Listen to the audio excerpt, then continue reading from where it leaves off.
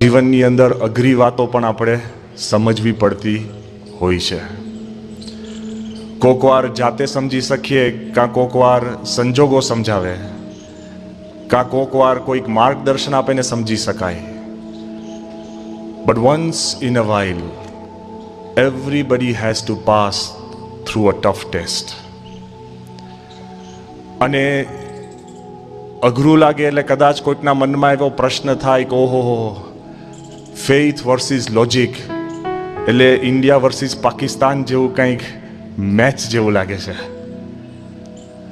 કદાચ કોકને એવું લાગે કે વર્લ્ડ હેવીવેઇટ બોક્સિંગ ચેમ્પિયનશિપ હોય ને, માઇક ટાયસન વર્સિસ હોલીફિલ્ડ કે ટાયસન વર્સિસ લેનોક્સ લુઇસ, એવું મનમાં કોકને ચિતાર ઊભું થાય કે it's a big fight, giant કોઈક કંઈક યુદ્ધ ખેલાઈ રહ્યું છે એવું આપણને કંઈક મનમાં ભ્રમણા થાય.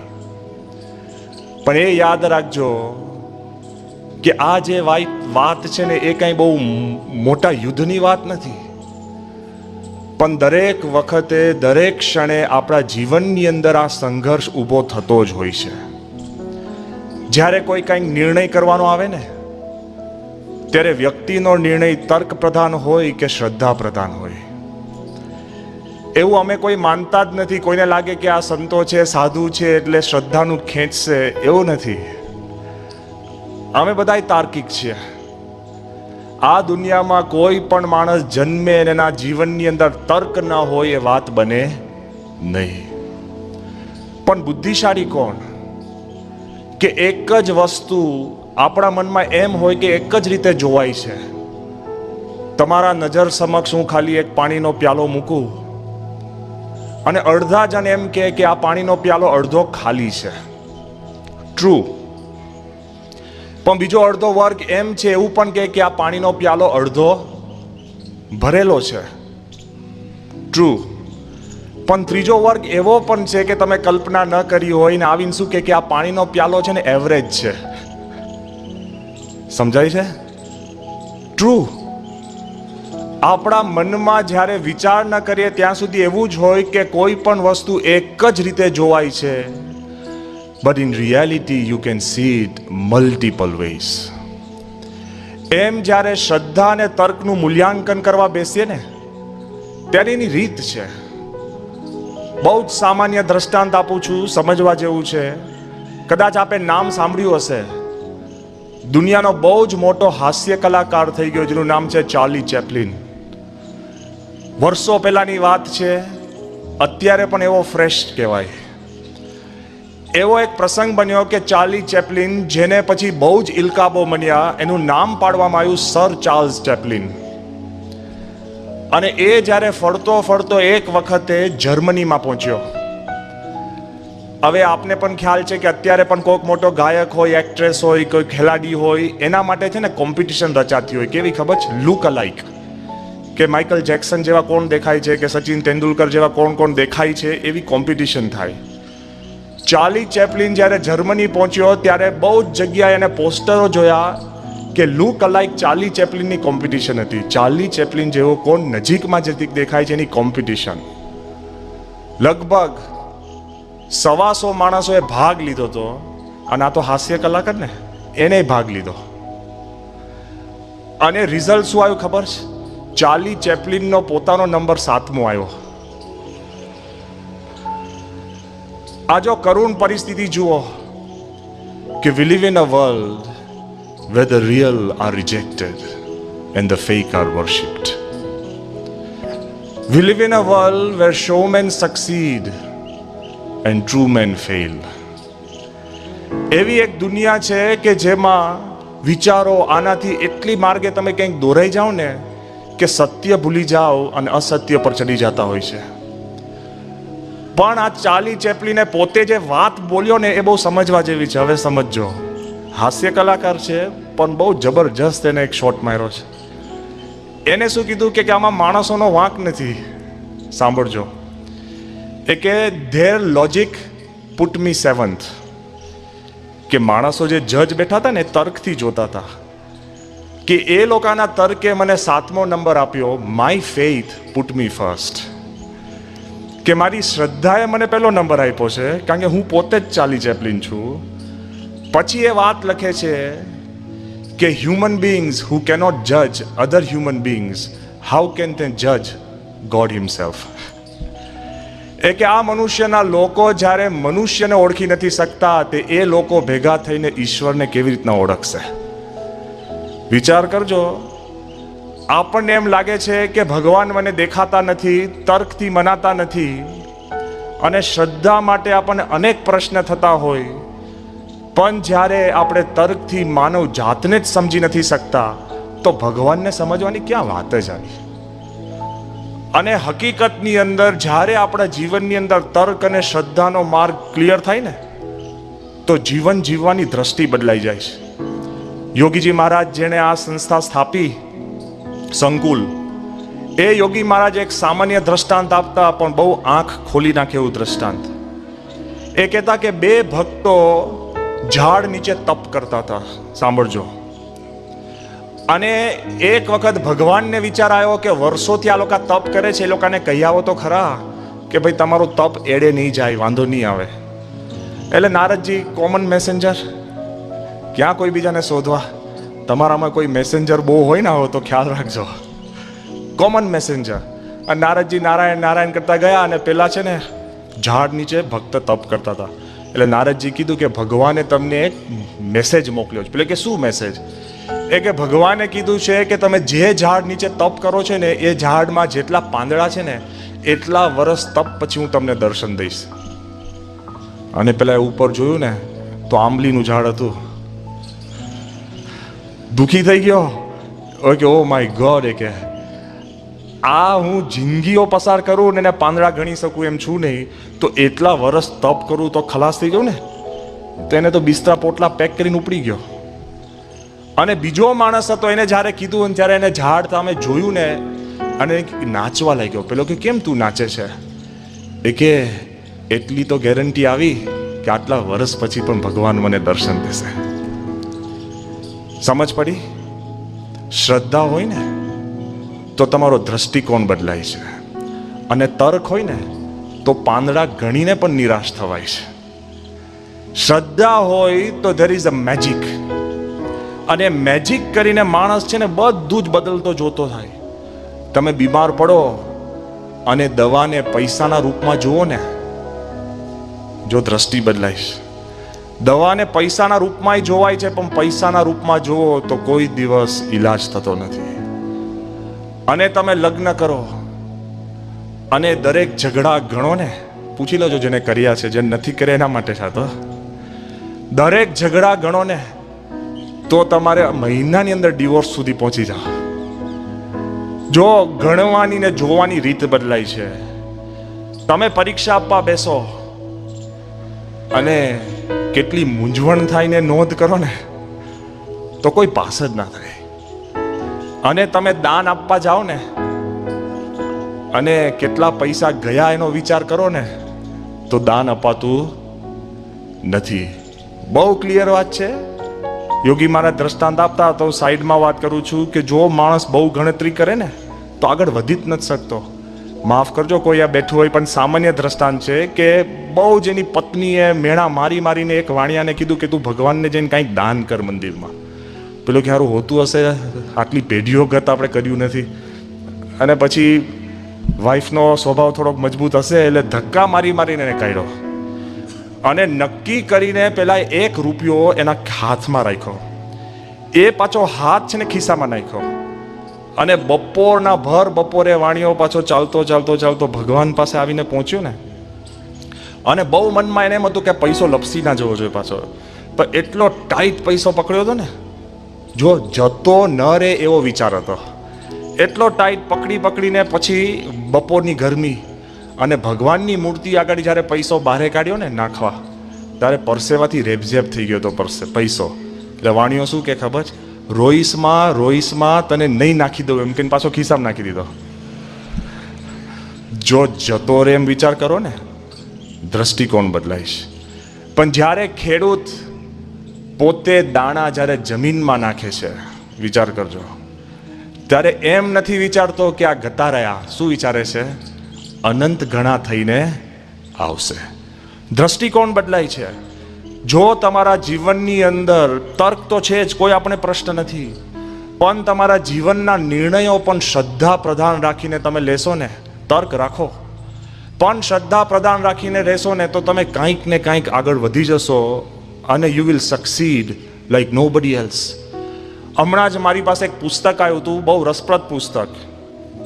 પુસ્તકનું મથાળું છે how were the major decisions of the world taken, કે દુનિયાના અગત્યના નિર્ણયો કેવી રીતના લેવાયા છે. અને એ પુસ્તકની અંદર 100 જેટલા અગત્યના નિર્ણયો લખેલા છે, જેમાં આખી દુનિયાના જીવનનું આમ બેલેન્સ રહ્યું હોય એવા નિર્ણયો. આપણે એવું નહીં કહે કાલે સવારનું ઉઠીને કઈ શર્ટ પહેરીશ, એવા બધા નહીં, એવા ફંટૂસ વિચારો નહીં. આ બૂટ સારા કે ખોટા, આ મોજા નથી ગમતા, કલાક એમાં જાય. ચશ્માની ફ્રેમમાં લોકો કલાક કાઢે, ક્યાંથી ક્યાં બધા ફરતા હોય. પણ અગત્યના નિર્ણય એમાં એ કહે છે કે જ્યારે એલેક્ઝાન્ડર ધ ગ્રેટ, સમ્રાટ સિકંદર, જ્યારે ગ્રીક છોડીને છેક ભારત સુધી લડતો આવ્યો અને લડીને, જ્યારે આ બુદ્ધિશાળી માણસ હતો, એકદમ ડફોડ નતો, એ જે દેશમાં લડે ને, ઇજિપ્ત ગયો. એ દેશમાં લડીને એને શું કર્યું કે એનું અડધું સૈન્ય ઇજિપ્તની બાઈઓ જોડે લગ્ન કરાવ્યા. એ બાઈઓના જે ભાઈ હોય ને એને પોતાના સૈન્યમાં નાખે. એટલે પોતાનો જ ભાઈ લડે એટલે પેલો કે મારી બેન કોકની જોડ લગન કે પછી કે આ તો ઘર કહેવાય, એટલે લડે ને. જો વિચારજો, એને અડધા રોકે એટલે આખો દેશ એના હાથમાં રહે, અને દેશના અડધા જેની જોડે લગન કે એના ભાઈઓને યુદ્ધમાં લે. એ લડતા પર્શિયાથી આગળ, ત્યાંથી આગળ ઇન્ડિયા લડીને જ્યારે પાછો વળતો હતો, તે વખતે એના સૈનિક એટલા બધા કંટાળી ગયા, થાકી ગયા, આમ લોથપોથ થઈ ગયા. અને રસ્તાની અંદર આને એમ લાગ્યું કે મારા સૈનિકની અંદર ફરી જોમ ચડાવવું હોય તો યુદ્ધ કરવું પડે. પેલા એક સાધન લેવા તૈયાર નતા. કેટલું તર્કથી સમજાવે છે, હવે સમજો. તર્કથી સમજાવે છે કે ભાઈ લડવું જોઈએ, આપણે સૈનિક છે, નહીં લડીએ તો શું કિંમત છે. કોઈ મ્યુટીની એટલે બળવો. અને તે વખતે સિકંદર શું કરે છે ખબર? It is noted, historic decision. આખું સૈન્યનું ખડું છે, જબરજસ્ત સામે કિલ્લો છે, એકલો માણસ સૈન્યને કીધા વગર કિલ્લો ચઢે છે. આખું સૈન્ય જોઈ રહે કે અમારો રાજા ચડ્યો, સામે અંદર દુશ્મન છે. સૈન્યને કીધા વગર એ સીધા પેલાના કિલ્લાની અંદર ઝંપલાવે છે. જેવો ઝંપલાવ્યું ને, પછી સૈન્યને છે ને તમારે કઈ પુસ્તકો ના આપવી પડે કે આવી રીતના લડો ને તોડો ને. આખું સૈન્ય ઊભું થઈને તોડીને કિલ્લો જીતી લીધો. લખ્યું છે આ પુસ્તકની અંદર કે એ સિકંદરે જે નિર્ણય લીધો તાર્કિક હતો, શ્રદ્ધા પ્રધાન હતો કે નહીં? જીવનમાં અગત્યના નિર્ણયો એનું મૂલ્યાંકન કરે છે કે શ્રદ્ધા પ્રધાન હોય છે. ક્યાં સુધી કે જ્યારે બીજું વિશ્વ યુદ્ધ, ઇતિહાસમાં ભણ્યા છો કે પહેલું વિશ્વયુદ્ધ જર્મની હારી ગયું. હજુ 15 વર્ષ પૂરા નથી થયા, હિટલર પેદા થયો અને હિટલરે આખું જર્મનીને મોટિવેટ કર્યું. હજુ બીજા દેશો આમ આઘા પાછા થાય એ પહેલા તો પોલેન્ડ જીતી લીધું, ઓસ્ટ્રિયા, ચેકોસ્લોવેકિયા. આ બાજુ તમે જુઓ ફ્રાન્સ, 7 દિવસમાં ફ્રાન્સને ખુરદો બોલાવી દીધો. સુપર પાવર કહેવાતું હતું ફ્રાન્સ. તર્કથી વિચારજો ખાલી કે કોઈક દેશ, રશિયા જીતતું અફઘાનિસ્તાન, ચાઇના બધું જીતીને આખું ઇન્ડિયા જીતી જાય, પછી એને શ્રીલંકા જીતવું અઘરું પડે. એમ આખું યુરોપ જર્મનીએ જ્યારે જીતી લીધું અને જ્યારે ઇંગ્લેન્ડ, એક નાની વસ્તુ કહેવાય, ત્યાં જ્યારે બારણા ખખડાવવાની શરૂઆત કરીને, તે વખતે ઇંગ્લેન્ડની મદદમાં અમેરિકા આવ્યું. પણ કરે શું? એક નિર્ણય લેવાનો હતો, સાંભળજો.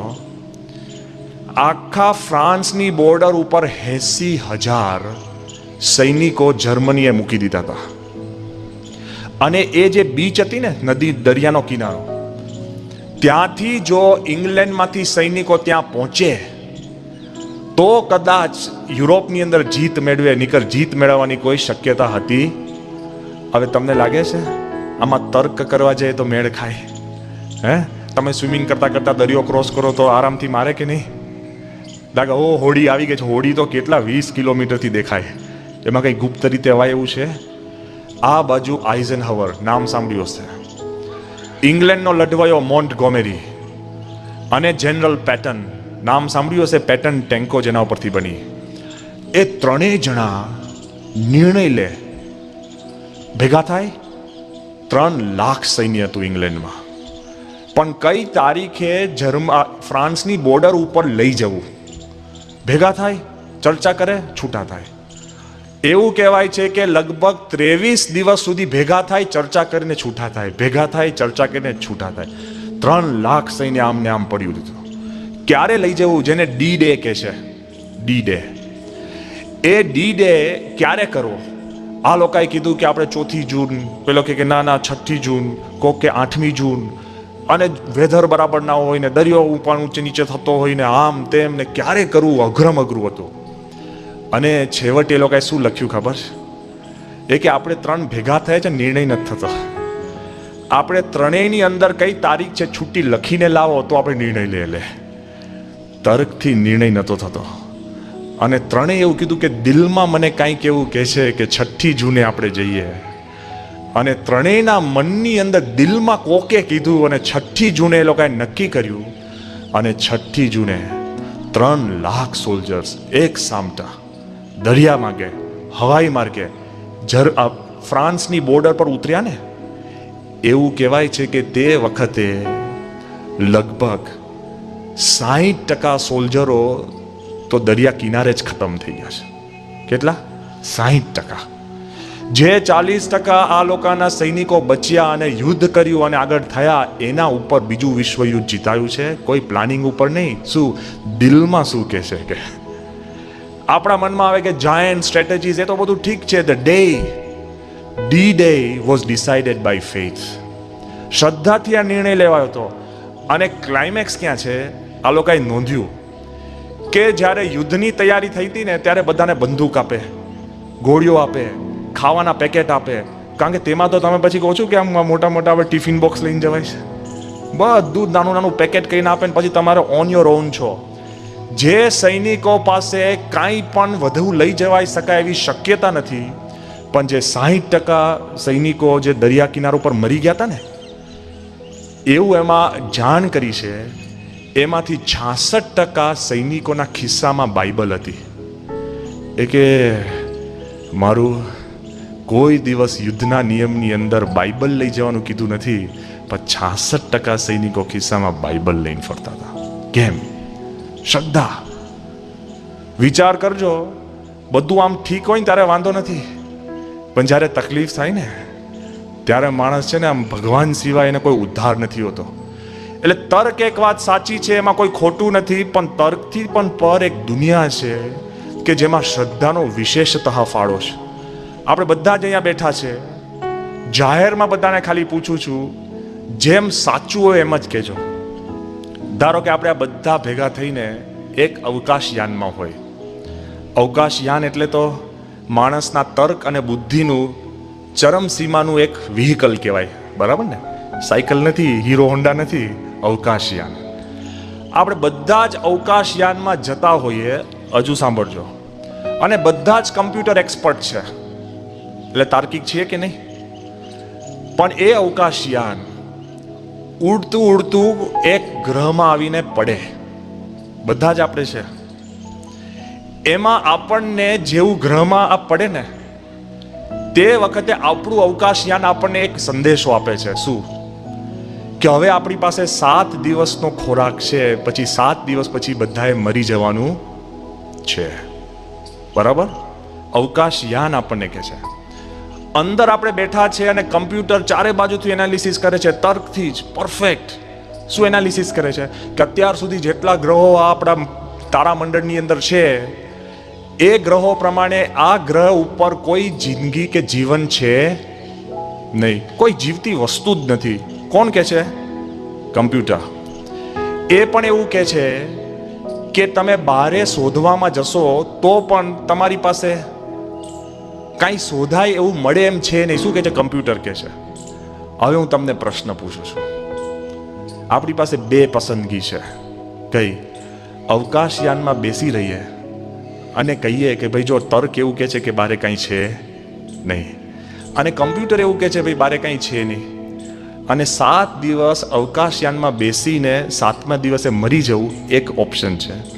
અને બીજો ઓપ્શન શું છે ખબર કે હાલને ભાઈ આમે 7 દિવસમાં મરવાનું છે તો જરા જોઈએ તો ખરા, કદાચ કોઈક મળે. તમે શું કરશો? હે? હાલને ભાઈ વાળા છો ને? હા, એ શ્રદ્ધા છે. આપણે બધું જ, હું તમને કહું છું કે કાંઈ નથી, કશું નથી, તો પણ માણસના દિલની અંદર શ્રદ્ધા પડેલી છે ને કે લેટ અસ ટ્રાય. એ ભગવાનનો મુદ્દો છે. જ્યારે શાસ્ત્રીજી મહારાજ પાસે, પ્રમુખ સ્વામીના ગુરુ શાસ્ત્રીજી મહારાજ પાસે એક નાસ્તિક માણસ આવ્યો અને સંતને શું કહે છે કે ભાઈ તમે આ બધું ધંધા બંધ કરી દો, સાધુના નામતે ભજન ભક્તિ બંધ કરી દો, મૂર્તિ જેવું કાંઈ છે નહીં, માળા બાળા મૂકી દો અને મારી જોડે જેમ જીવન જીવો. ત્યારે શાસ્ત્રી મહારાજે એક દલીલ કરી, બહુ ઝાઝી દલીલ નથી. એ કે કેમ? એ કે ભગવાન છે જ નહીં. તો શાસ્ત્રી મહારાજ શું કીધું ખબર? એ કે જો તું ભગવાનમાં ન માને, એમાં તારો પણ આ પૃથ્વી પર 1 વર્ષ ઓછું થવાનું. તારા માટે 70 વર્ષ લખ્યા તો 70 વર્ષ જ છે. અને હું ભગવાનમાં માનું છું એને કરીને મારો 1 વર્ષ વધવાનો, મારો 70 લખ્યો 70 જ છે. સમજો આ કે તું ન માને તોય 70 વર્ષ છે, હું માનીશ તોય 70 વર્ષ છે. હવે તું ભગવાનમાં ન માને તોય તું જમે છે, ફરે છે, હરે છે, બધું બરાબર છે કે નહીં? અને હું ભગવાનમાં માનું છું તો હું પણ જમું છું, હરું છું, ફરું છું, બેસું છું, કોઈ પ્રશ્ન નથી. એ કે બરાબર છે. એ કે ધારો કે આપણે બેઉ મરી ગયા અને હું શાંતિથી આવી રીતના 70 વર્ષ જીવીને ભજન ભક્તિ બધાનું સારું કામ કરીને હું મરી જાઉં અને કદાચ ભગવાન ન હોય ને તો મને પ્રશ્ન નથી. પણ જો ભગવાન હશે, પેલો કે સ્વામી કંઠી પહેરાવો. Why? Clear. You have a concept, you have a path, follow it. જો આપણા સમામાં દિલની અંદર થોડીક પણ બુદ્ધિ હોય ને તો શ્રદ્ધા રાખવી વધુ ઈચ્છનીય છે. ના પાડવું ને એ તો માયકાંગલાની વાત છે. પેલો કેમ? આમ તો આ દુનિયાની અંદર છે ને એક પ્રોફેશન છે, ભગવાનમાં ન માનવું અને શ્રદ્ધા ન રાખવી ને એક આમ પેલો કે હિંમતની વાત છે. અરે ભાઈ, શ્રદ્ધા રાખવી ને એ હિંમતની વાત છે. કેમ? અત્યારે હું જાહેરમાં જાહેરાત કરું કે આમાંથી માઉન્ટ એવરેસ્ટ કોને ચઢવું છે? હોય તો કોઈક આંગળી તો ઊંચી કરો. વિદ્યાનગરનું નામ નીચું ના જાય, વ્યવસ્થિત આંગળી ઊંચી કરો. બરાબર, વાંધો નહીં, 2-5% છે, વધી ગયા. Give them a big hand. બધા તાલીઓથી બધાને વધાવો. છે ખરા આપણા હિંમતવાળા. હવે વિચારજો, ખાલી હું તમને કહું કે માઉન્ટ એવરેસ્ટ કોને ચડવું, ફરી આંગળી ઊંચી કરો, એ જ કરે, પાછા નવા ના કરતા. Let me C. ઓકે, હવે મૂકી દો. હવે પ્રશ્ન ક્યાં જ ખબર છે? ના પાડવી ને મારે નથી ચડવું, બહુ સહેલું છે, કારણ કે ગોદડું ઓઢીને સૂઈ શકો.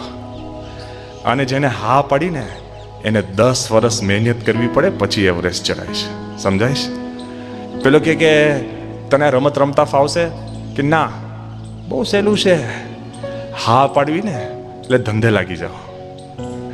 ખ્યાલ આવ્યો ને હું શું કહું છું? એમ કોઈ તમને કે ભગવાન છે, ના, નો પ્રોબ્લેમ.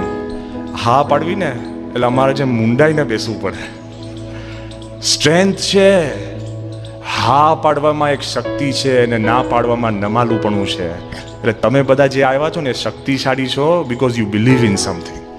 શ્રદ્ધા રાખવી પડે અને શ્રદ્ધા રાખો એટલે તમારે એને પુરવાર કરવી પડે.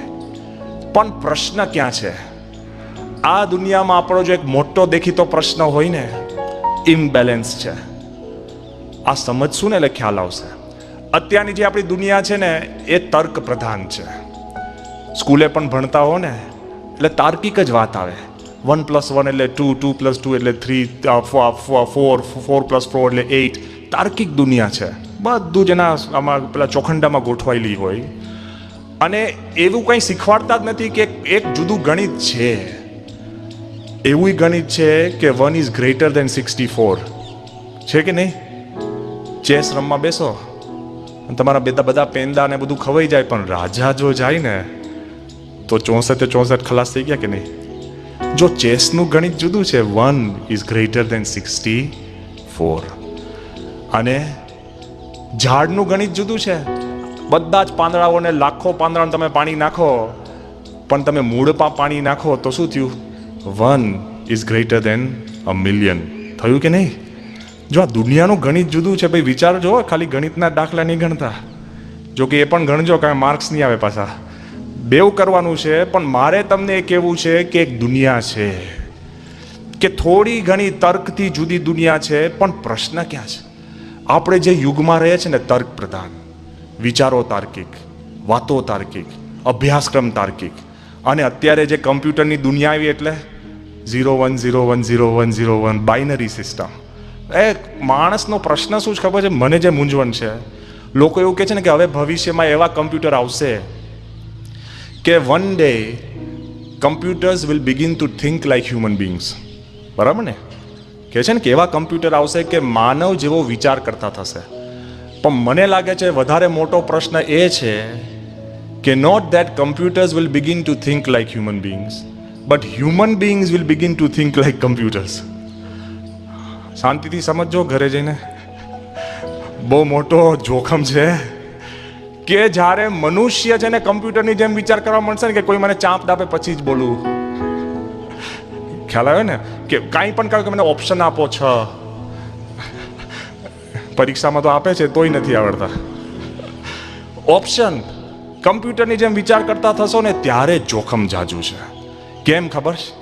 કે અત્યારે જે દુનિયા તર્કમાં જે આગળ વધે છે ને, એટલે વધારે સજાગ થજો. કેવી આગળ વધે છે? તો યાદ રાખજો કે માનવે શું મેજિક રચ્યું છે તર્કથી જ. કમ્પ્યુટર શું છે? સર્કિટ્સ શેની બનેલી છે? Silicon chips. બરાબર ને? સિલિકન ચિપ્સ કેમ કે છે? કારણ કે બની શેની છે? સિલિકા એટલે રેતી ને. બરાબર ને? તો કમ્પ્યુટર સિલિકન ચિપ્સ સિલિકા એટલે રેતીના કણમાંથી બનેલા કમ્પ્યુટર છે. હવે જોજો, વિચાર તો કરો, તમારા પગ નીચે ચગદાતી રેતી, એને માણસે પરિવર્તન કરીને એવું બનાવ્યું કે તમારા ભેજા કરતા વધારે યાદ રાખી શકે એવી ચમત્કાર કરી.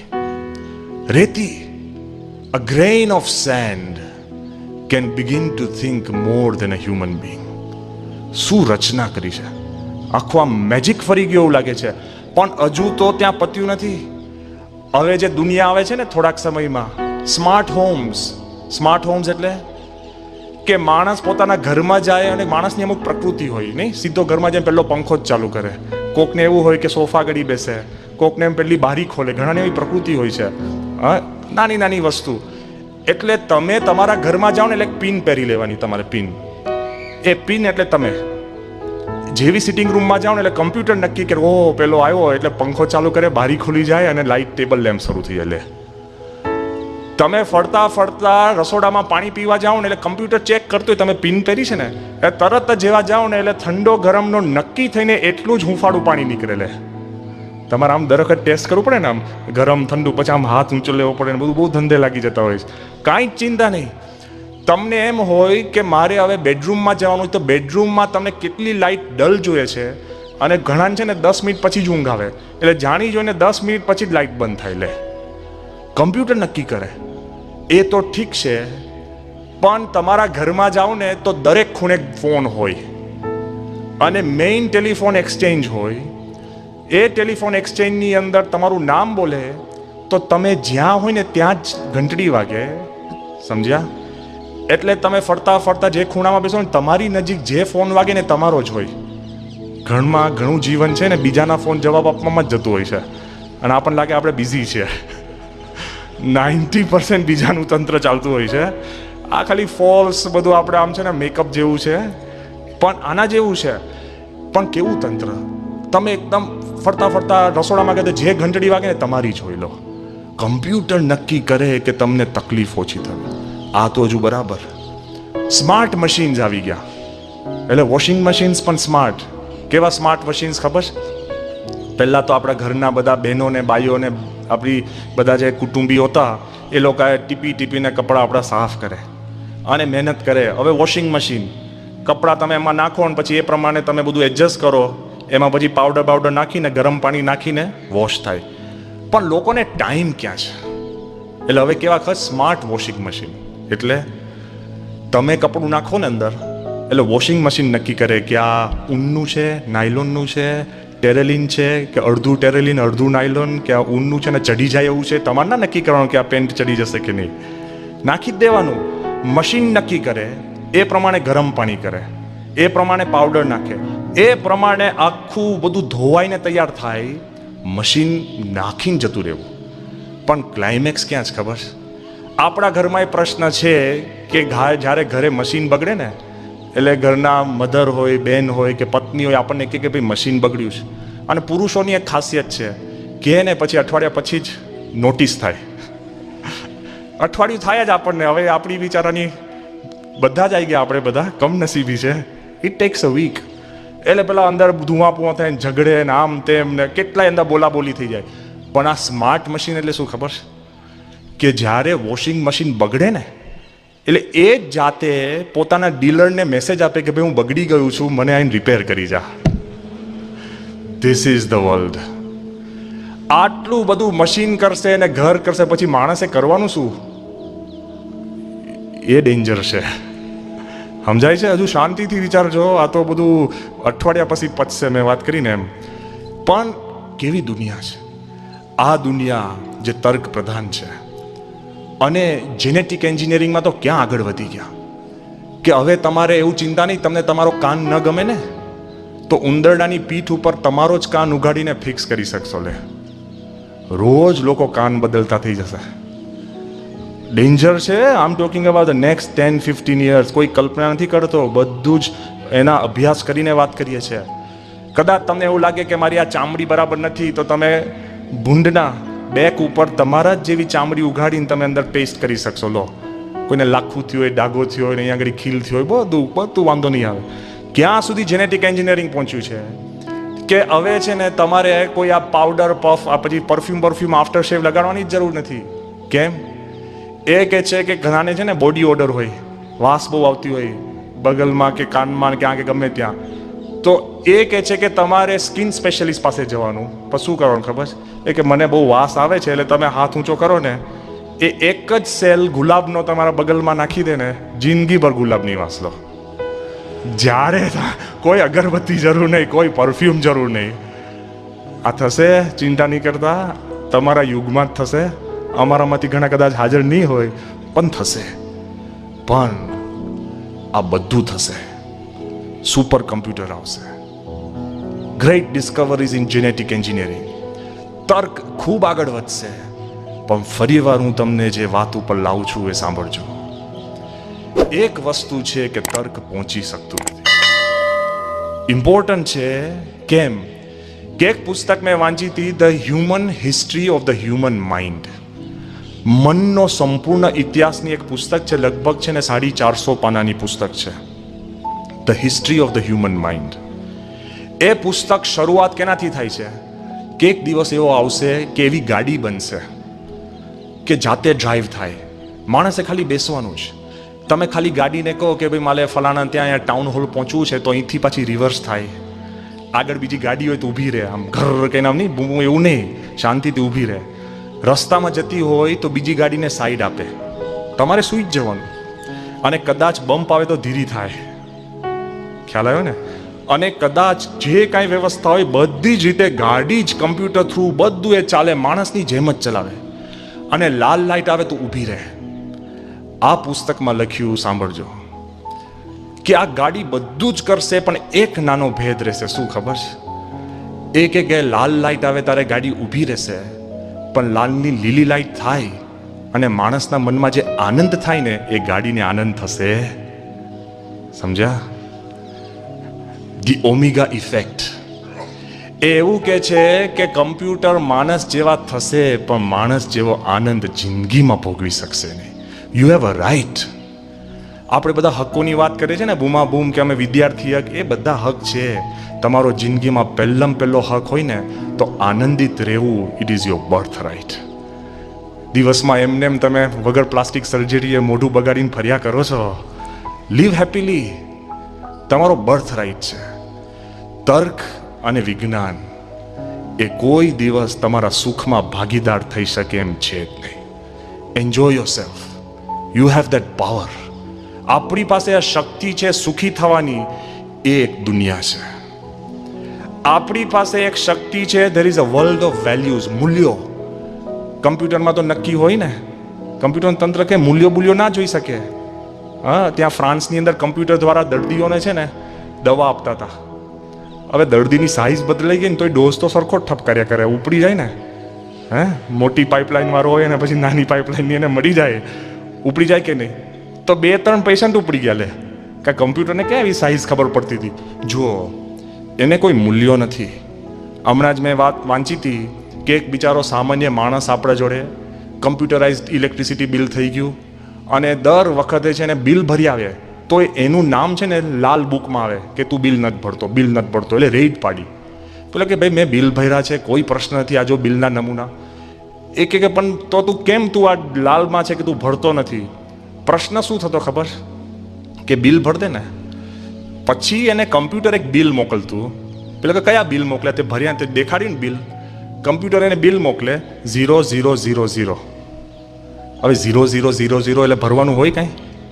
તો ના ભરે તો ગુનામાં આવી ગયો. કેમ? પેલો કે આનો ઉદ્ધાર સુધી કે એક જ ઉદ્ધાર છે, તું ચેક બનાવ. શેનો? 0000 અને આપી આવ. તો કમ્પ્યુટર કે ઓકે, નો પ્રોબ્લેમ, લે. આ દુનિયા છે 0000 છે. આમ તેમ બધું ગોઠવવા જાવ, પણ કોઈ દિવસ તર્ક અને કોઈ દિવસ વિજ્ઞાન તમારા સુખમાં, તમારા મૂલ્યમાં ભાગીદારી ભોગવી જ નથી શકતા. સુખ તાર્કિક નથી.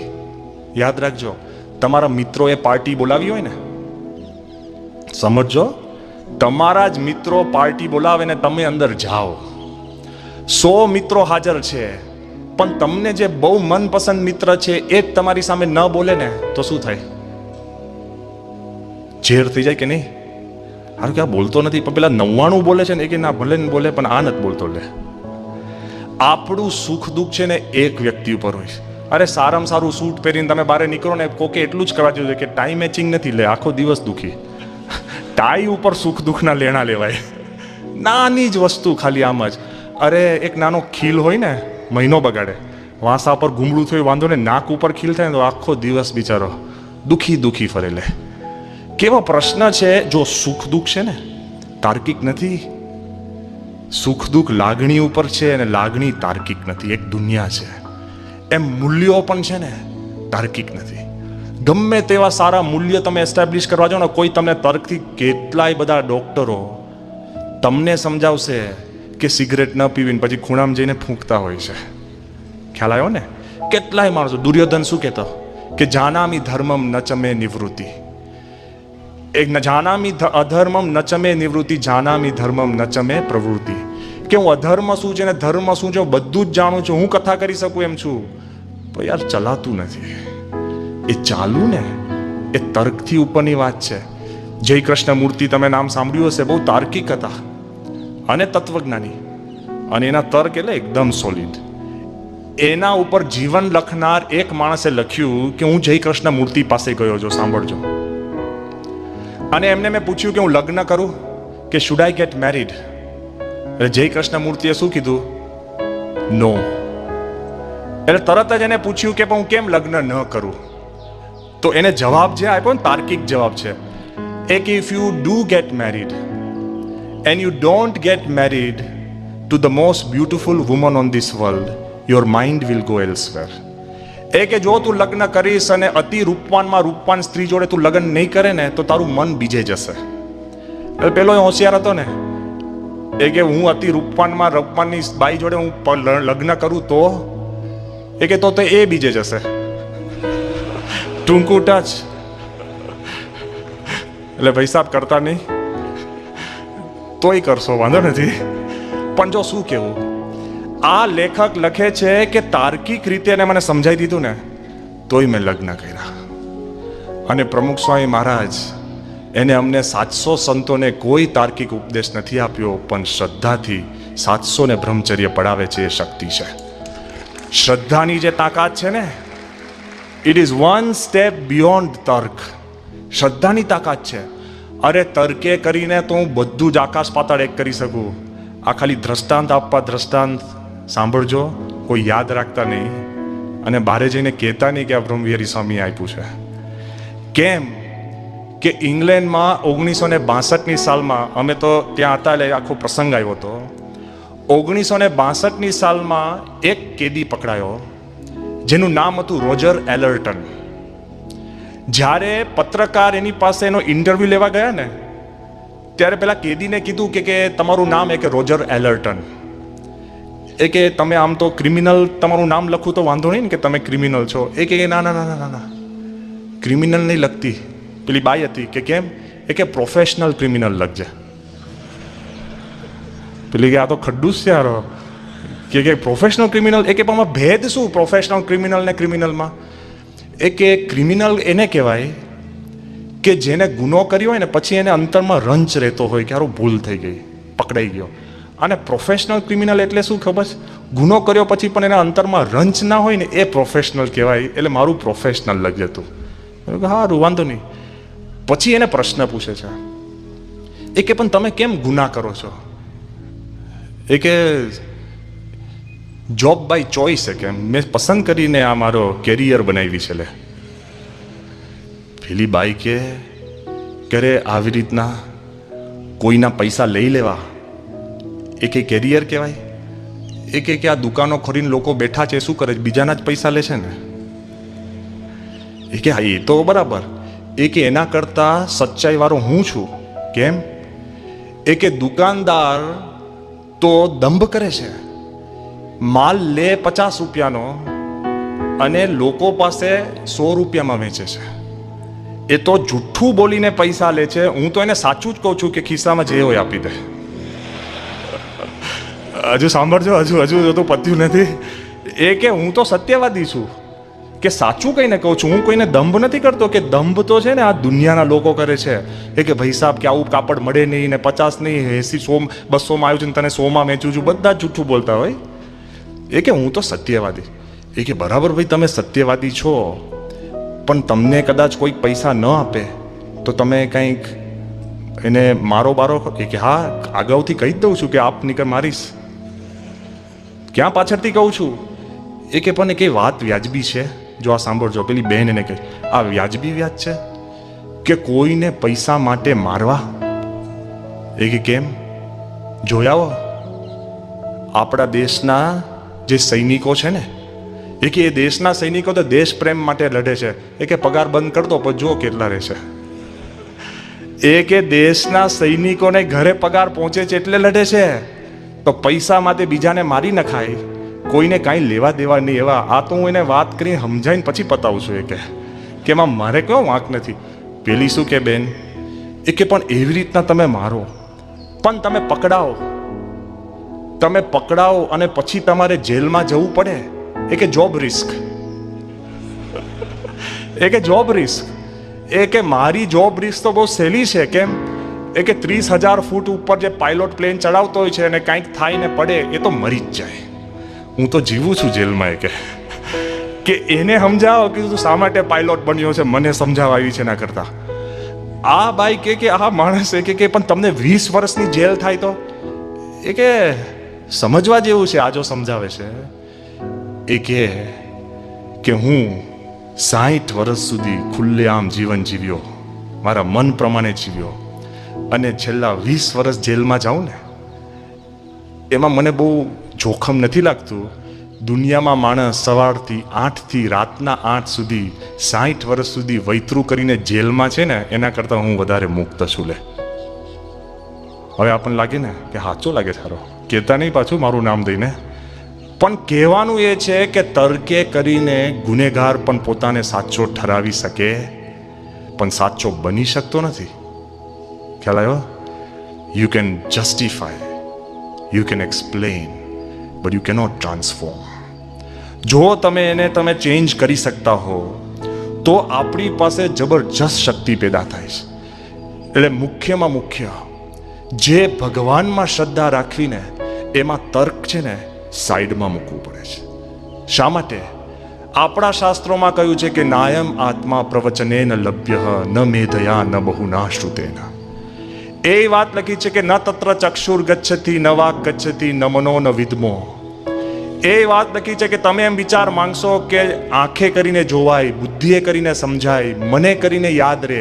ભગવાન અને સંતની વાત યાદ રહેતી નથી. હવે તમે મને કહેશો કે સ્વામી ભગવાન દેખાતા નથી તો અમે કેવી રીતના માનીએ? આ કોમન પ્રશ્ન છે, ન હોય તો થશે. પણ મારે તમને એક જ પ્રશ્ન પૂછવાનો કે શું તમે જે દેખાય છે એમાં જ માનો છો? ઇલેક્ટ્રિસિટીમાં માનો છો ને? હે? ન માનતા હોય તો 2 વાયર છૂટા રાખજો. હવે ઇલેક્ટ્રિસિટી માઇકલ ફેરેડે જેને ઇન્વેન્ટ કરી એને પણ એની નકલી આંખે જોઈ, નરી આંખે જોઈ નથી. કોઈ પણ વ્યક્તિ ઇલેક્ટ્રિસિટી જોઈ શકતી નથી, તો પણ આપણે માનીએ છીએ કે ઇલેક્ટ્રિસિટી છે. એમ જેમ ગ્રેવિટી છે, ગુરુત્વાકર્ષણ, અત્યારે આપણે બધા ઊભા છે, બેઠા છે, એ શેના લીધે? ગુરુત્વાકર્ષણ છે ને. હા, બિચારા ન્યૂટનના માથા પર એપલ પડ્યું, આપણા પર પડે તો થેન્ક યુ ગોડ કઈ ખાઈને ઉપડી જઈએ. કોઈ કે ગુરુત્વાકર્ષણ ના આવે એમાં. અત્યારે પડતું હોય કોઈ પૂછે ને કે નીચું જ જાય કે ઓછું ઉપર જવાનું છે, લે ભાઈ વિચાર તો કર કેમ નીચું આવ્યું. એ ન્યૂટન એને ગુરુત્વાકર્ષણ નિયમ શોધ્યો, જે નિયમ ઉપર અત્યારે પ્લેનો ઉડે છે, રોકેટો જાય છે, આપણે સ્થિર ઊભા રહીએ છીએ, બધું વાહન વ્યવહાર ચાલે છે. એ ન્યૂટને પણ ગ્રેવિટી જોઈ હતી ખરી? જો નથી જોઈ તોય આપણે માનીએ છીએ કે નહીં? અરે બધા જ મોબાઈલ લઈને ફરે છે, તો આકાશની અંદર, અવકાશની અંદર કેટલા એવા કિરણો છે કે આપણને નથી સંભળાતા, પણ છે ખરા ને. જો હવે માનતા થયા આપણે. ઘણું બધું એવું છે કે દેખાતું નથી, માનીએ છીએ. હવે તમારી જ વાત કરો ને.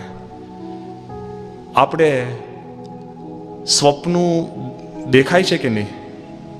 હવે મૂંઝાતા નહીં. હવે સ્વપ્નું દેખાય છે કે નહીં? હા કે ના? બરાબર ને. ત્યારે સ્વપ્નું દેખાય છે ત્યારે આંખ ખુલ્લી છે કે બંધ? તો મારું કેમનું દેખાય છે? વિચાર કરજો કે એમ વસ્તુ સ્વીકારવું પડે કે એવી બીજી દુનિયા છે જે આ આંખે ન દેખાય પણ બીજી આંખે દેખાય છે ખરી. You need something else, a perception that takes you beyond. સ્વપ્નું દેખાઈ શકતું એ આંખ વગર, તો પછી ભગવાન અને ભગવાનનું અસ્તિત્વના વિચારો પણ આપણને પકડાઈ શકવા જોઈએ. જો તમે ટ્યુન અપ થાવ તો હજુ આગળ વિચાર કરજો. તમારા પોતાના વિચારો, આપણે કહે ને કે સ્વામી હમણાં વિચાર આવ્યો તો જતો રહ્યો. વિચાર મગજમાં આવે છે ને, પણ તમે એને ચાલતો આવતો જુઓ છો? અને ક્યાં ગયો? નહીં, ઘણી વાર સારું હમણાં જ હતું, ગતું રહ્યું, ગુમ થઈ ગયો. તમારો જતો તો પાછો લાવો ને. વિચાર કરજો. ઘણું બધું આપણા સિવાય આપણા ઉપર કૃપાથી પ્રાપ્ત થયેલું છે. પણ જ્યારે માણસ છે ને એ કેફમાં ફરતો હોય ને કે ના ના મને દેખાય એ જ જોવું અને ખબર પડે એ જ સ્વીકારવું, અનુભવ થાય. હવે ઘણી બધી વસ્તુ તમે અનુભવ્યું નથી તોય સ્વીકારો છો. ચાલો, કોઈએ મૃત્યુ અનુભવ્યું છે હોય તો પછી એને બાજુ કાઢ લેજો ભાઈ. અહીંયા કરી કેમનો પેસી ગયો પાછો પ્રશ્ન છે. આપણે મૃત્યુ પોતે નથી અનુભવ્યું પણ તોય માનીએ છીએ કે નહીં? બધા માનીએ છીએ કે જવાનું. કેટલી વસ્તુ ખુદ નથી અનુભવી તો પણ આપણે માનીએ છીએ. એમ ભગવાન તમે ન અનુભવ કર્યો હોય તો પણ તમે માની શકો છો, એવો વિચાર ખાલી ઓપન રાખજો. અને જેવો તમે ઓપન રાખો છો ને એટલે ચમત્કાર થાય છે, એમાં બધો જ ફેરફાર શરૂ થઈ જાય છે. કેવું? માણસ અમુક વસ્તુ સ્વીકારે ને અને પછી આગળ વધે ને તો એની પ્રગતિ થાય છે.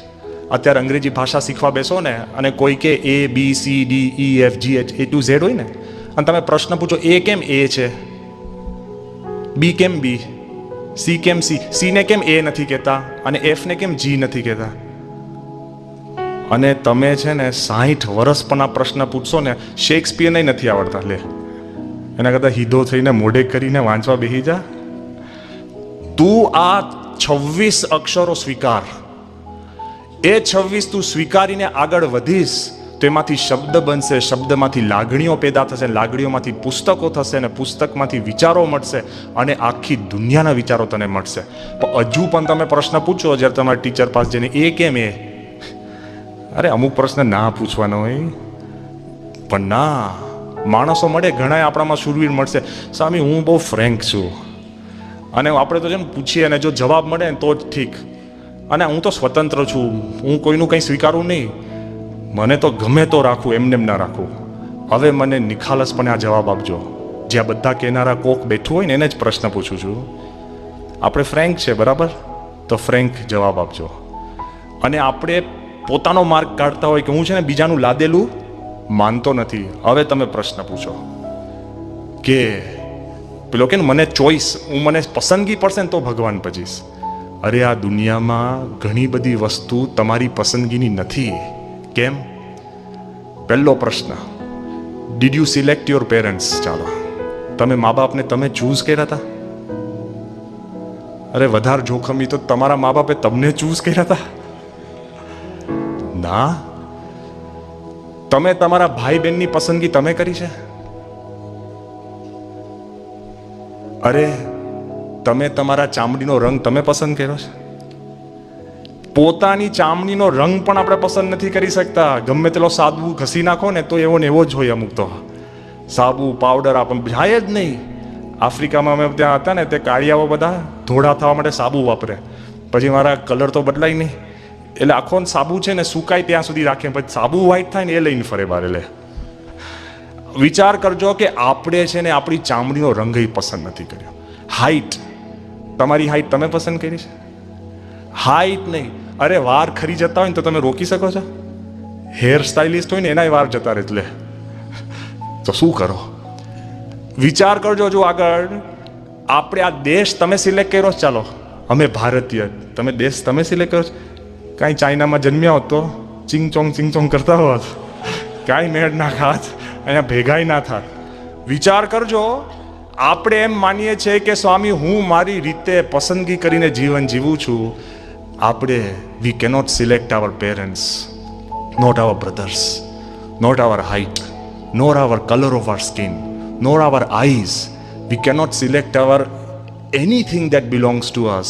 અરે કમનસીબી તો એ છે તમે જે નામ લઈને જીવો છો ને એ તમે સિલેક્ટ નથી કર્યું. લે એ કંઈક ફઈબાના જે મૂડ આવ્યો હોય ને ફટકારી દીધું હોય એ લઈને કેફથી ફરો છો. લો અને તમે અમારી આગળ મૂછો મોઢો છે કે સ્વામી હું પસંદગીનું જીવન જીવું.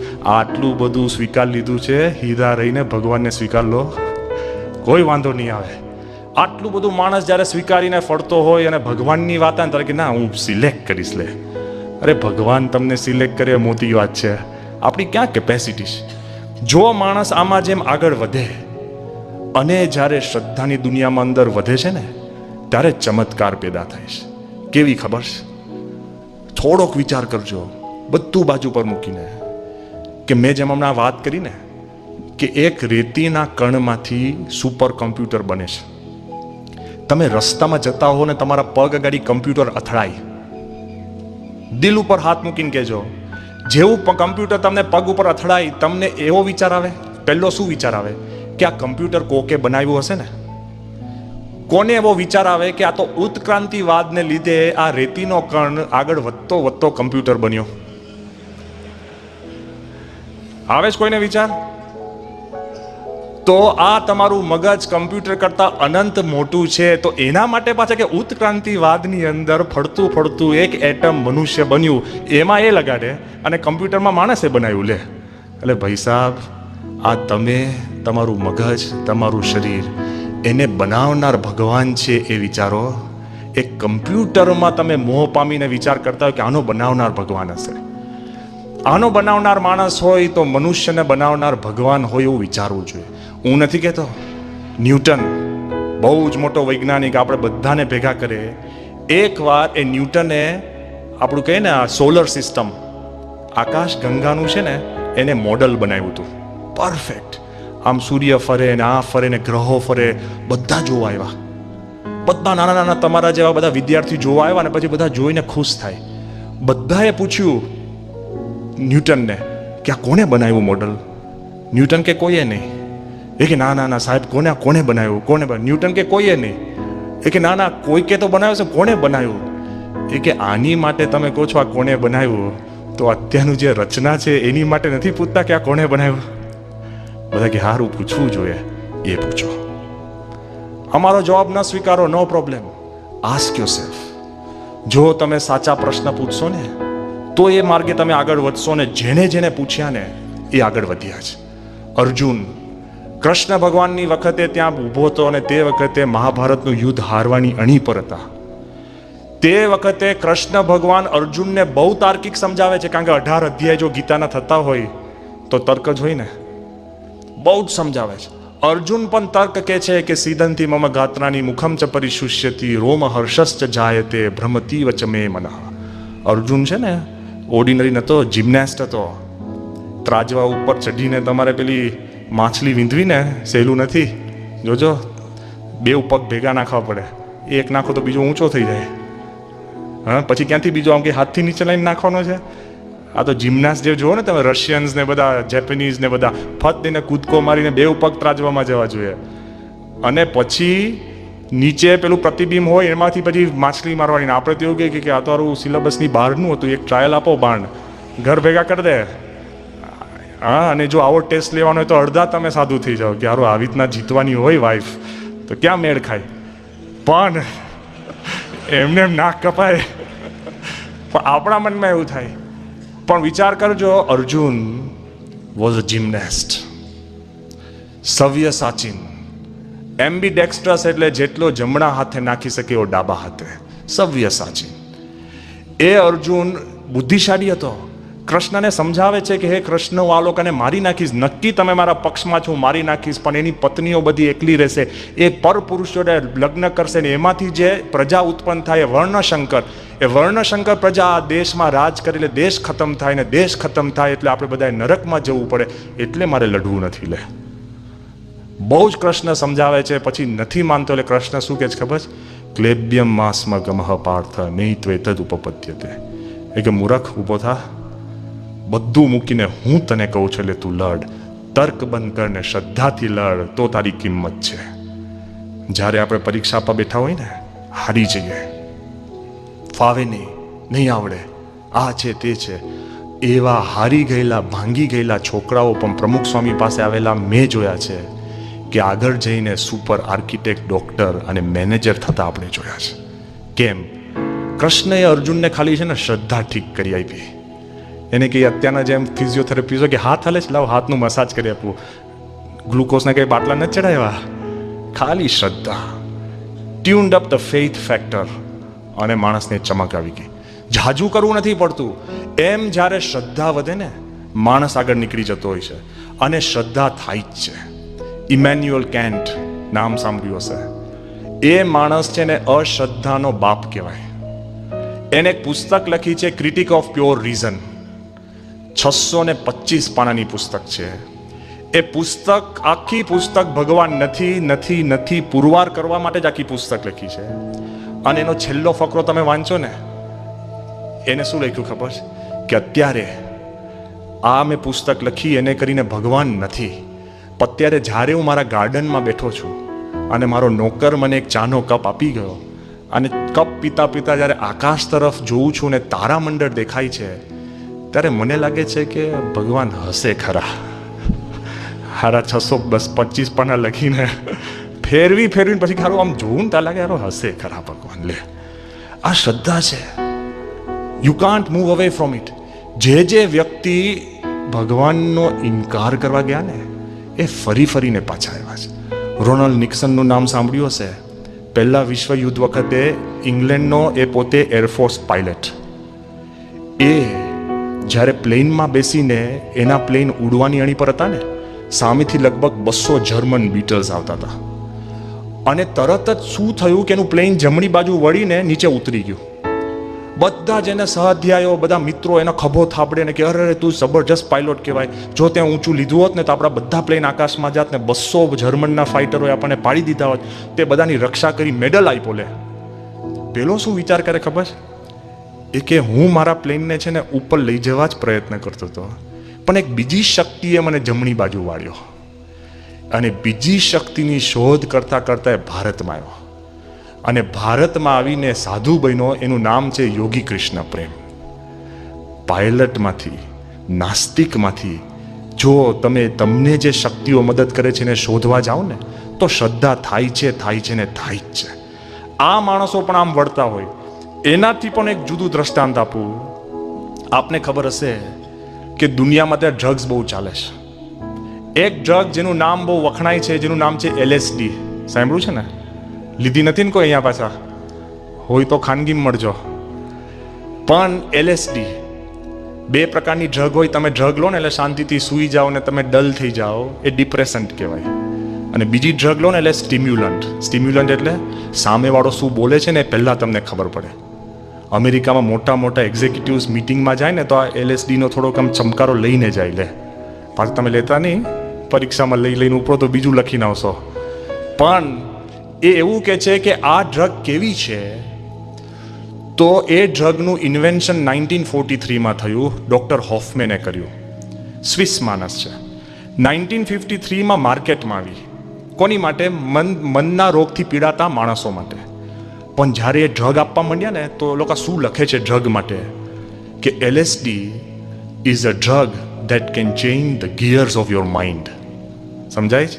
ગાડીમાં બેસીને પહેલા ગિયરમાંથી 5મા ગિયરમાં ગાડી નાખવાનો વૃમ ભાગે ને એ મનના ગિયરો પડે. પછી શું લખે છે કે એ ડ્રગ તમે લો ને તો music, you can C music, એટલે કોઈ ગાતું હોય ને તેના મોઢામાંથી લાલ પીળા રંગ નીકળે, દેખાય તમને. અને પેઇન્ટિંગ સામે તમે ઊભા હોય ને તો painting, you can here paintings, ચિત્રો તમારી સાથે વાત કરે. લે એ ડ્રગની કમાલ એવી છે કે કોક હસે ને તમને દાંત દેખાય ને તો આખી દુનિયામાં દાંત દેખાય તમને.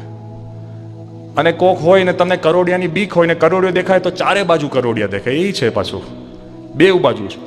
આ ડ્રગ જ્યારે લીધી ને ત્યારે એ ડ્રગ અમેરિકામાં 1963ની અંદર ત્યાં પહોંચી. ત્યાં હાર્વર્ડનો ગ્રેજ્યુએટ ડૉક્ટર રિચર્ડ આલ્પર્ટ, સાયકાયટ્રિસ્ટ, એને નક્કી કર્યું કે મારે આ ડ્રગ મારા પેશન્ટ ઉપર અપનાવી. 900 પેશન્ટોને એને આપી અને નોંધ્યા કરે. શું નોંધે ખબર? કે ઊંઘતા આપી તો શું વિચારાય, જમતા આપી તો શું, દુઃખી થયો તો શું, કંઈ જીતીને આવ્યો તો શું, ઝઘડા કર્યા પછી શું, બધું નોંધતો જાય. ડૉક્ટરો તો પાછા ઊંડા ઉતરે. સાથે સાથે પોતે પણ 300 વખત લીધી. નાની નાની થોડી કણ લેવાની એટલે માણસને હાઈ આવે. એ માણસ એટલો પાવરફુલ કે હિપ્પી કલ્ચર જે હતું ને તો સમૂહની અંદર આવા ભેગા કરીને બધાને LSD આપે. અમેરિકાવાળાએ કોર્ટમાં એની સામે કેસ કર્યો તો કોર્ટમાં જીતી ગયો. એનો બીજો મિત્ર હતો ટિમથી લિયરી. કોર્ટમાં શું જીત્યા ખબર છે? એ કે જેમ તમે મંત્ર બોલીને તમને કંઈક અનુભવ થતો હોય, ભગવાનની મૂર્તિ દર્શન કરીને અનુભવ થતો હોય, જાપ કરીને થતો હોય, ઉપવાસ કરીને થતો હોય, તો ડ્રગ કરીને અમારે અનુભવ કરવો એમાં શું ખોટું? તો અમે કહેવારે મંજૂરી આપી દીધી. લે એ ચક્રમ દેશ છે, ફટ દઈને આપી દીધી. એટલે ડ્રગ રિલિજિયન એને એસ્ટાબ્લિશ કરી. હજુ જોજો, 1967ની સાલમાં એ ભારત આવ્યો. લેન્ડ રોવર લઈને આપણે છે ને બોધ ગયા.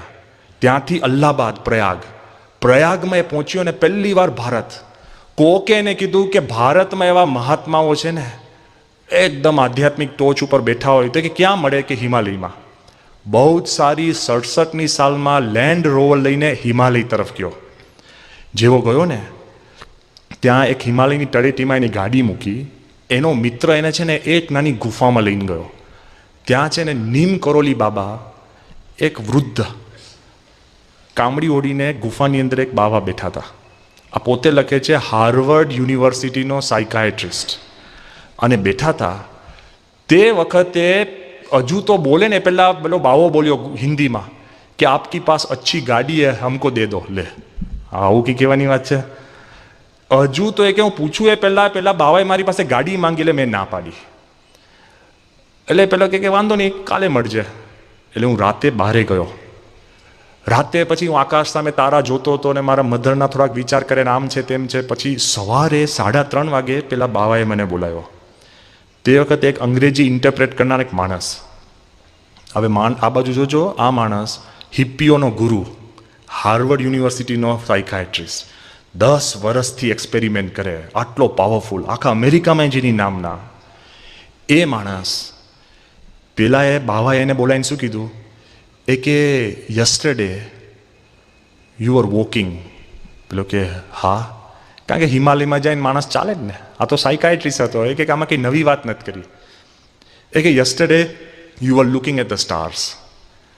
એ કે રાતના તું છે ને તારા મંડળ સામે જોતો હતો. એ કે સ્વાભાવિક વાત છે, હિમાલયમાં કરવાનું શું બીજું હોય, આકાશમાં જુઓ ને. એ કે પણ જે ત્રીજું વાક્ય બોલ્યો ને મારા મગજનું બારણું ખોલીને અંદર આવીને બહારે જતો હોય ને એવો અનુભવ થયો. શું બોલ્યો ખબર? કે yesterday you are thinking about your mother. એ કે હું એક જ આ દુનિયામાં જાણતો હતો કે ગઈકાલે મને મારા માતાના વિચાર આવતા હતા.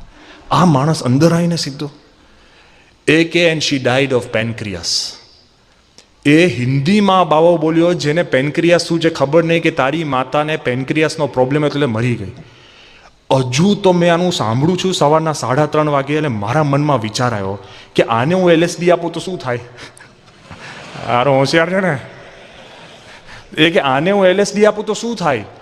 હજુ તો વિચાર આવે ને પહેલા એને શું કીધું ખબર છે? કે ગીવ મી યોર મેડિસિન. એ કે હું દોડતો નીચે ગયો, અને LSD છે ને કઈ ચમચા ચમચી ના હોય, નાની નાની ગોળીઓ હોય, મિલીગ્રામમાં હોય, ખ્યાલ હોય ને? હપ કરીને આપણે જે પેનાડોલ લઈ લેતા હોય ને મોટી મોટી ગોળીઓ ઠપકાર દે છે ચૂરણની ને એવી બધી, એવી ના હોય, નાની હોય. એ એક જ આપવાની કે બે જ આપવાની જોઈને, એટલે પેલો આટલી નાની પાતળી બોટલ લઈને આવ્યો, જેમાં લગભગ છે ને 125 જેટલી પેલી નાની નાની LSDની ટેબ્લેટ્સ હતી. એ કે હજુ આ બાવા પાસે પહોંચ્યો ને એટલે બાવાએ સીધી હાથમાંથી લઈ લીધી. મને લાગ્યું આને ભાઈ આખી બોટલ ખોલીને બધી ઠાલવીને મોઢામાં. મને લાગ્યું કે આ ખાલી 2 ગોળી લેવાથી તમારું મનનું ગિયર પહેલાંમાંથી છઠ્ઠું થઈ જતું હોય, આખી બોટલ આ ખાલી કરી ગયો કે ભૂકા નીકળી જશે. હું ત્યાં ને ત્યાં જ બેસી રહ્યો. તે વખતે આખો દિવસ એ બાવો બધા જોડે વાત કરે આ તે, અને પછી મારી સામે એને જોઈને શું કીધું ખબર છે? કે your medicine is good for beginners. કે બિગિનર્સને આ મેડિસિનથી જે હાઈ આવે ને, પણ એ કે the high you get chanting the name of Ram, એ કોઈ દિવસ એમાંથી માણસ પાછો નથી આવતો. એટલે રામ નામ તું લે. આ હાર્વર્ડનો સાયકાયટ્રિસ્ટ એના 5 લાખ જેટલા માણસો માનનાર, એને કીધું હું શું કરું? એ કીધું સાધુ થા. તે દિવસે તે ક્ષણ એનું નામ બાબા રામદાસ પાડ્યું. એ રિચર્ડ એલ્બર્ટ પોતે સાધુ થઈને અત્યારે જીવે છે, રામ નામ સિવાય બીજું કાંઈ લેતો નથી. આવો પાવરફુલ માણસ. થયું શું? કે બધું જ ડૉક્ટર, તર્ક પ્રધાન, ડ્રગમાં લેવાઈ ગયેલો માણસ, તો પણ એને કોઈક સાધુનો જોગ થયો ને તો ડ્રગમાંથી ઓખડીને ભગવાનમાં પહોંચી શકે છે એવી શક્તિ થાય છે. પ્રમુખ સ્વામી મહારાજના પણ છે ને જે મોટી કિંમત છે ને, બરાબર છે, કિંમત છે કે અત્યારે BAPS સંસ્થાના 9000 કેન્દ્રો છે. આ તમને આ એક દેખાય છે ને, એવા 9000 સેન્ટર્સ. અને આપણી વેબસાઇટ છે, તમે જોજો 7 મિલિયન પીપલ છે ને એને ક્લિક કરે છે, www.swaminarayan.org. એ વાત સાચી છે કે 700 ભણેલા ગણેલા સંતો છે, પણ એ પ્રમુખ સ્વામીની મોટપ નથી. એ વાત સાચી છે કે પ્રમુખ સ્વામીએ ગાંધીનગરમાં અક્ષરધામ બનાવ્યું, લંડનનું મંદિર બનાવ્યું, દિલ્હીમાં જે બને છે ને મગજ કામ ન કરે એટલું જબરજસ્ત બને છે. એ વાત સાચી છે કે સ્વામીએ જે ઉત્સવો કર્યા, 160 જેટલી પ્રવૃત્તિ, આ તો એક શૈક્ષણિક પ્રવૃત્તિ એક છે, એવી 160 જેટલી પ્રવૃત્તિ. પણ એ પ્રમુખ સ્વામીની મોટપ નથી. તમારા જેવા 55,000 યુવાનો ખડે પગે તૈયાર છે. ભૂકંપ થયો ને, 6,500 યુવકો, લોકો સ્ટ્રગલ કરે કે ક્યાંથી શું કરવું, પણ ફટ દઈને બધું તૈયાર. પણ એ મોટપ નથી. પ્રમુખ સ્વામીની મોટપ શું જ ખબર છે? શ્રદ્ધા પેદા કરવી. ભાંગી ગયેલું લગ્ન જીવન હોય અને સ્વામીના દર્શન કરે, મળે કે વાત કરે કે પત્ર લખે ને, ફરીવાર સીલ થઈ જતું હોય છે. નપાસ થયેલા છોકરા મેં જોયા છે. એક છોકરો તો આપઘાત કરવાની એની પર હતો અને એને ફાર્મસી ભણતો હતો. પ્રમુખ સ્વામીને પત્ર લખ્યો અને હું એટલે સાક્ષી છું કે મેં જ જવાબ આપ્યો હતો. સ્વામી કે એને કોણ આર્કિટેક્ટ કરે? મેં કહ્યું પણ લાઈન નથી હરખી, ક્યાં ફાર્મસી ક્યાં આર્કિટેક્ટ? પેલામાં લાઈનો દોરવાની ને આમાં દવા આપવાની, કદાચ મેડિકલ ઓફિસર બનાવે તો સ્વામી કે તું તને પૂછ્યું કે મને પૂછ્યું? મેં તમને પૂછ્યું છે. સ્વામીએ ક્યાં ફાર્મસી, અને સ્વામી એને કીધું કે તું આર્કિટેક્ટ થા. અને ચમત્કાર તો જુઓ, એ છોકરો આર્કિટેક્ટ થયો. લંડનમાં અમારું 1995 સાલમાં મંદિર થયું ને, તે વખતે એનો મુખ્ય આર્કિટેક્ટ તો થયો, પણ આખા ઇંગ્લેન્ડમાં 25 નામાંકિત આર્કિટેક્ટમાં એનું નામના સિલેક્ટ થઈ ગઈ. ક્યાં ફાર્મસી અને ક્યાં આર્કિટેક્ટ? એ કિંમત છે. ગમે તેવો માણસ હારેલો ફરેલો આવે ને, પણ સત્પુરુષ એને કંઈક આપી શકે છે. એનું એક દ્રષ્ટાંત જોઈએ ને તો બધા એના સાક્ષી છે કે કેવો ચમક હોય છે.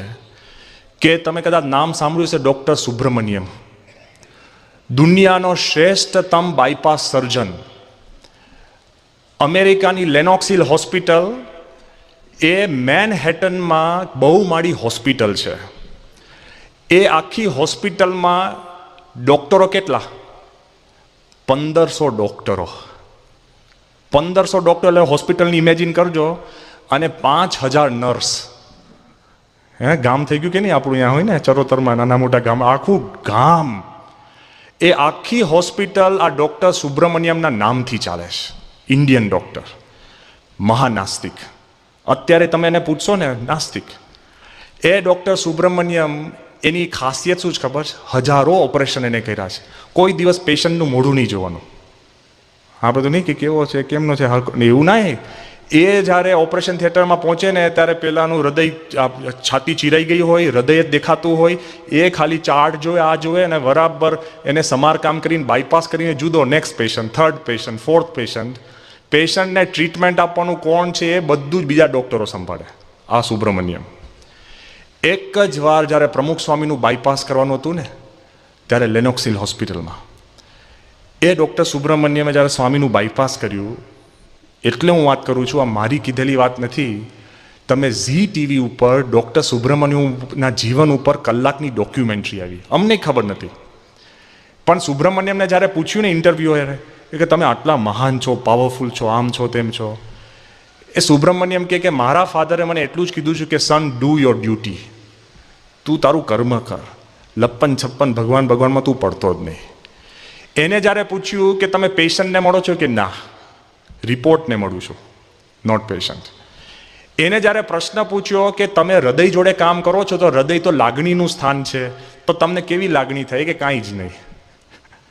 જાહેરમાં બોલ્યો છે એ કે કાંઈ જ નહીં. કોક વાર દયા આવે કે બિચારું હૃદય લે. અરે આવું યાર, પેલો આખી છાતી કાઢીને બેઠા પડ્યો હોય ને બિચારું હૃદય, એ કે કોક વાર દયા આવે. એ ઇન્ટરવ્યુ જે બોલતો હતો ને, એકદમ ચાલુ ઇન્ટરવ્યુ એકદમ એ બોલ્યો, કે બટ વેઇટ અ મિનિટ, કે once in my whole life when I was operating on Pramukji Maharaj of BAPS, when I held his heart, કે એક વાર હું પ્રમુખ સ્વામી જેવા કોક સંત, એ તો કોક જ કહેતા હતા, કે when I held his heart, જ્યારે મેં ઓપરેશન થિયેટરમાં એનો હાર્ટ પકડ્યું ને હાથમાં, the whole operating room was filled with the divinity. That's my only experience in life. આ માણસ પોતે કહે છે કે એક વાર મેં પ્રમુખ સ્વામીનું ખાલી હાર્ટ પકડ્યું ને, જોઈ લેજો ઝી ટીવી ઇન્ટરવ્યૂ, ટોટલ નાસ્તિક માણસ. ત્યારથી એ કીધું કે મેં એમને કીધું છે મારી નર્સને કે મારી ઓફિસમાંથી તારે પ્રમુખ સ્વામીની મૂર્તિ કાઢવી નહીં. એ તો આપણને કે કદાચ વેગમાં બોલી ગયો હોય, પણ એ સુબ્રમણ્યમ એક જ વાર જ્યારે ગુજરાતમાં આવ્યા ને, પ્રમુખ સ્વામીને મળવા સારંગપુર જવાના હતા. ગામડું છે તે વખતે, આ તો જાહેરમાં જ કહું છું કારણ સાચી વાત છે, તે વખતના આપણા મુખ્યમંત્રીનો, અને તે વખત અશોક ભટ્ટ પોતે હેલ્થ મિનિસ્ટર હતા, એમનો અમને ફોન આવ્યો કે સ્વામી સુબ્રમણ્યમને અમારે 2 મિનિટ મળવું છે, બહુ મોટો નામાંકિત ડૉક્ટર છે, આ છે તે છે, તમારે મળવું છે. એટલે સુબ્રમણ્યમ કે હું કોઈને મળવા નથી આ માંગતો. મેં કહું ભાઈ આ ચીફ મિનિસ્ટર છે, પછી અમારે અઘરું પડે, એટલે કે તું મળી લે. એ કે ના ના ના, હું કે કોઈને મળવા જ નથી આવ્યો. એક અશોક ભટ્ટ, કોઈને મારે મળવું જ નથી. પછી મેં કીધું કે ભાઈ કાંઈક ક્યારે કરવું પડે. કે ના ના, એ કે એવું હોય ને, બહુ એ લોકોને મળવું હોય ને, તું એરપોર્ટ જઉં છું ને તો એરપોર્ટમાં રસ્તામાં મળી લે. મેં કીધું હાર આવું કહેવાય ચીફ મિનિસ્ટરને, હેલ્થ મિનિસ્ટરને? પછી કે ના ના, પછી આપણે ફોન કર્યો. મેં કીધું જો આને કોઈને મળવું નથી, સ્વામીના દર્શન કરીને જવા માંગે છે, તો કે એવું કામ કરીએ સ્વામી. મેં કીધું શું? એ કે અમે ઇન્દિરા બ્રિજ છે ને, તો બ્રિજ ઉપર અમે ઊભા રહીએ. લે, ચીફ મિનિસ્ટર અને આપણે હેલ્થ મિનિસ્ટર, અમારી ગાડી ગઈ ને તો લબુક જબુક ગાડી છે ને બ્રિજ ઉપર ઊભી હતી 2. અને પછી હું સુબ્રમણ્યમને સમજાય કે સાહેબ આ લોકોને 2 મિનિટ તમે મળજો. અને એ ગાડીમાંથી ને બારીનો કાચ ખોલ્યો. આ સુબ્રમણ્યમ એટલો પાવરફુલ ડૉક્ટર છે. બારીમાંથી કાચ ખોલ્યો ને પેલા 2 હેલ્થ મિનિસ્ટર ને બધા મિનિસ્ટરો એકદમ નજીક આવ્યા બારે. પછી કે સાહેબ એક કામ, એ કે વાત કરો જે કરવી હોય તો. લે, બારીનો કાચ ખોલીને વાત કરે. એટલે કે સાહેબ અમારે આમ છે. એ કે જુઓ, એક વાત સમજી લો, મારી જિંદગીના આ 60 વર્ષમાં પહેલી વખત જિંદગીમાં હું ગુજરાત આવ્યો છું પ્રમુખ સ્વામીના દર્શન કરવા. પેલા કે સાહેબ તમે એક દિવસ ગુજરાતમાં આવો વર્ષમાં અને ફ્રી ઓપરેશન કરો. એ કે જો પ્રમુખ સ્વામી અમને કહે તો હું આવી જઈશ. અને ત્યાંથી જ પેલા કે સ્વામીને ફોન કરીને સ્વામીએ સુબ્રમણ્યમને શું કીધું કે ગુજરાત માટે તમે 2 દિવસ કાઢજો.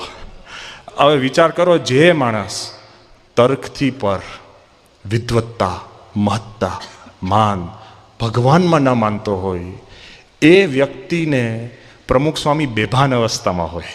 સમજાય છે? પારાયણ નથી કરવી પડતી સાચા સંતોને. અમે તો કરીએ, કલાક કથા કરીને તોય શ્રદ્ધા ના થાય. અને પ્રમુખ સ્વામીના દર્શન કરો ને શ્રદ્ધા પ્રગટે. બેભાન અવસ્થામાં આમ તો જોવાય ડૉક્ટરને એમ લાગવું જોઈએ કે હું આને મદદ કરું છું. એ ડૉક્ટર જ્યારે બેભાન અવસ્થામાં ભૂલે ચૂકે પણ સંતના હૃદયને અડે છે ને, તોય એના જીવનમાં શ્રદ્ધા પેદા થાય છે. એનો જીવતો જાગતો દાખલો ડૉક્ટર સુબ્રમણ્યમ છે. મળવું હોય તો મળજો, ઈમેલ લખજો, આ વાતનો પુરાવો પણ કરજો, પછી માનજો કે આ સ્ટ્રેન્થ છે.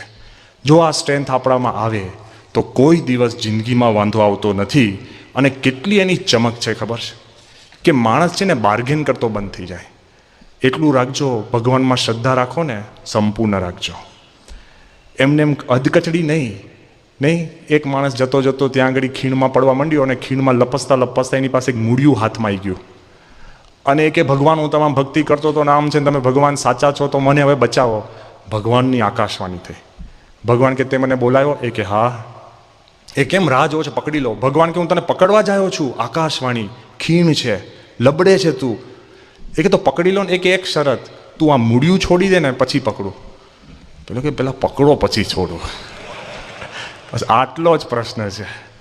આપણે ભગવાનને શું કે મને પાસ કરો ને તો માનું. ભગવાન કે તું પહેલા માન પછી પાસ કરો. સમજાય છે? આપણે કે ભગવાન આટલું થાય તો કરું. ભગવાન કે તું કર પછી હું કરું. આટલો જ થોડોક ડિફરન્સ છે. પણ એટલી જ વિનંતી કે ગમે તે અવસરની અંદર જો તમને કાંઈ પણ થાય ને, ભગવાનમાં શ્રદ્ધાથી માણસ આગળ વધે છે. જ્યારે અક્ષરધામ ઉપર એટેક આવ્યો ને, ઘણા બધા તમારામાંથી જોયું હશે રાત. હું તો ત્યાં હાજર હતો. Whole night. It was the most horrible nightmare in our life. યાદ રાખજો, આટલા બધા બંદૂકના ધડાકા, આટલા બધા ગ્રેનેડ્સ, જે ટીવી વાળા જે લેતા હતા ને, એ તો 15 એકર દૂરથી લેતા હતા. આખા ગાંધીનગરમાં ભણકારા વાગે. અમે જોયા છે ટેરરિસ્ટ કિલ કરતા ના અંતે. You could do anything. એટલી બધી તકલીફવાળી વાત હતી ને. પણ યાદ રાખજો કે એ પરિસ્થિતિની અંદર પણ પ્રમુખ સ્વામી મહારાજની અંતરની અંદર ભગવાનમાંથી શ્રદ્ધા અણુ માત્ર ડગી નથી. એ મહત્તા છે. આપણે તો કાંઈ લેવા દેવા નહીં. તો કે ભગવાન સાચા હશે, ભાઈ તારે ક્યાં કંઈ થયું છે? એમને મનસુબા આપણા મનની અંદર જે દ્રઢતા હોય ને એમાંથી આગળ વધે છે. અને હકીકતમાં એ શ્રદ્ધાને લીધે ગુજરાતમાં શાંતિ થઈ. એ સહન અને સંયમને લીધે જે પડઘો પડ્યો, એને કરીને ફરીવાર આખા ગુજરાતના લોકોને પોતાની અંદર શ્રદ્ધા પેદા થઈ કે નહીં? ક્યાં સુધી ખબર છે? અડવાણીજીએ સ્વામીને વાત કરી કે સ્વામી, જર્મનીમાં કોન્ફરન્સ હતો, ત્યાં આતંકવાદના કોન્ફરન્સની અંદર એ લોકોએ શબ્દ બહાર પાડ્યો. શું? The Akshardham response. કે જો આતંકવાદ સામે એને એકદમ ઘડીને કઈ રીતે શાંત કરીને પાછળથી પણ બધું ક્રિયા કરવી હોય તો આવી રીતના શાંતિથી પણ રિસ્પોન્સ આપે તો બહુ છેડા નથી થતા. આવી રીતે પણ વાતો આવી. તો એક ખાસ ખ્યાલ રાખજો, જીવનમાં શ્રદ્ધા હશે તો દરેક ક્ષણ તમારી શ્રદ્ધા અને સફળતાવાળી થાય છે. એક નાનો છોકરો દરિયા કિનારે રોજ દરિયાની સામે જોઈને શું બોલે કે એક વખત એવું આવશે કે દરિયા મધ દરિયે જઈને હું દુનિયાને કહીશ કે દરિયા ઉપર મેં જીત મેળવી.